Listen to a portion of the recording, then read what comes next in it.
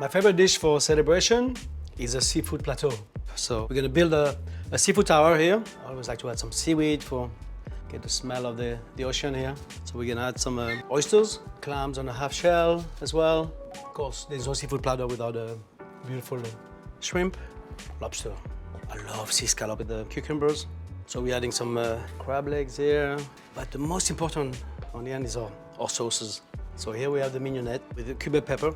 A simple sauce it's basically vinegar, crushed cubeb pepper on the shallots. This is the best with oysters. Then we have our cocktail sauce.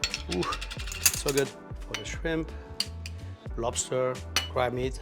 Last but not least, our mustard mayonnaise. Same thing here for the crab, lobster, shrimp. When we created the Williams Sonoma, those 3 sauces. Voila, plateau. Cheers, everyone.